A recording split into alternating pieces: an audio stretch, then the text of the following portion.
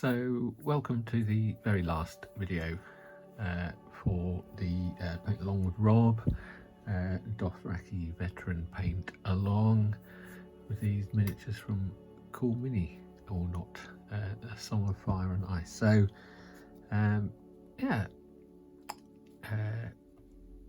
this is the figure I painted the tattoos on yesterday in the live session. These are inspired by the alphabet that I found online for Dothraki.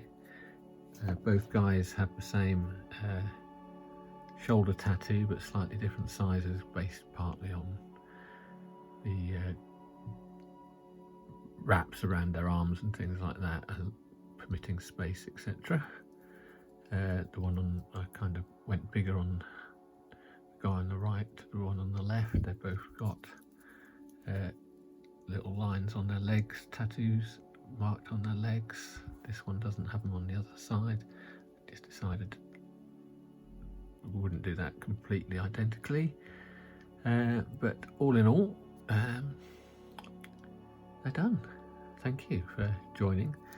I think with any of these things, these are not figures that I would, when you've got something in front of you, you can choose yourself. You might not choose these naturally, but they were generously given to Models for Heroes for us to all have a go at painting. Some of you got different figures to what I've got, but they all present challenges.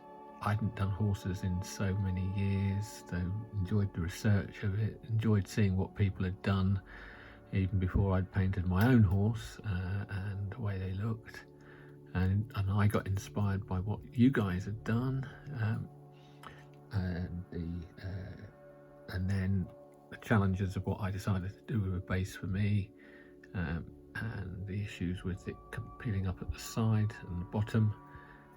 I have opted not to do anything about that. It's still kind of bugging me a little bit, but hey, that's just one of those things. I'll come to that in a minute. But things like the tattoos, and taking a while to decide. I find it can take a little while to make a decision on how you want to do things, and just a simple conversation with Malcolm about an idea, bearing in mind that they both say in Dothraki Models for Heroes on them, or M4H on their shoulders,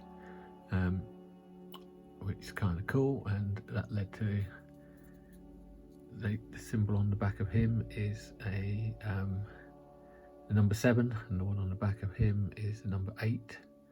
So that kind of curved line represents the number 5 in Dothraki. The two vertical lines, 6 and 7, and 6, 7, and nearly the line across makes a 3.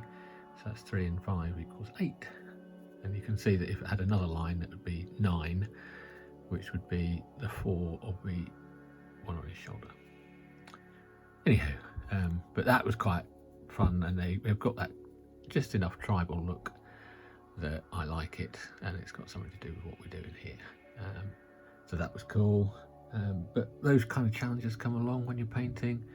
Sometimes you can just copy something and that be it. Sometimes it requires that you to think just a little bit more than you had been, and that in itself is good, that people will just through conversation inspire you, and what they've done will inspire you. And you can see that I fixed his sword back on.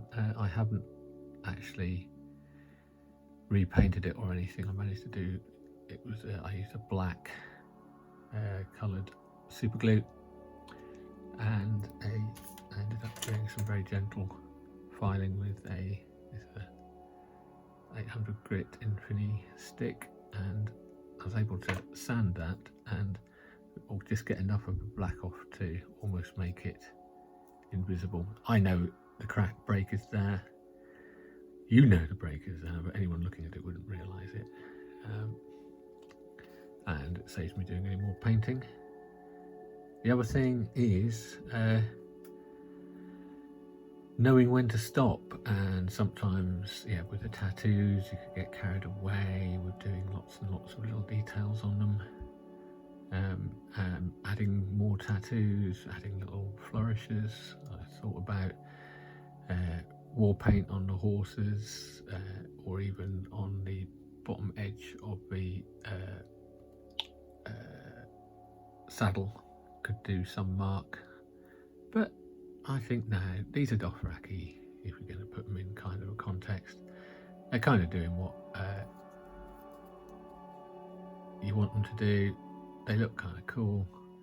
I'm happy with the result. I'm not, unless you're looking, you won't see those little bits pulled up on the edge there.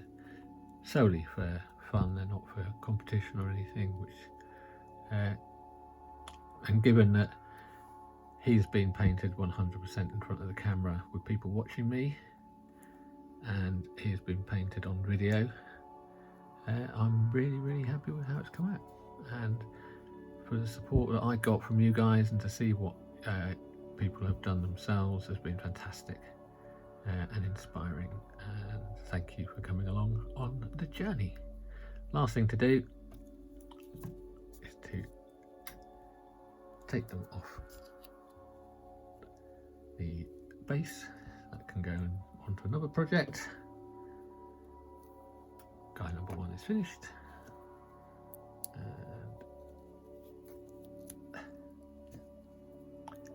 a little bit of blue tap there, hardly anything there. And guy number 2 is finished. And let's put them like that. Let's see if we can do a panning shot. There we go. Dun, dun, dun. Bring in a light. I will get some nice photos done of those, get them up on the mess. All done. Thank you very much. See you on the next project. Take care all. Bye bye.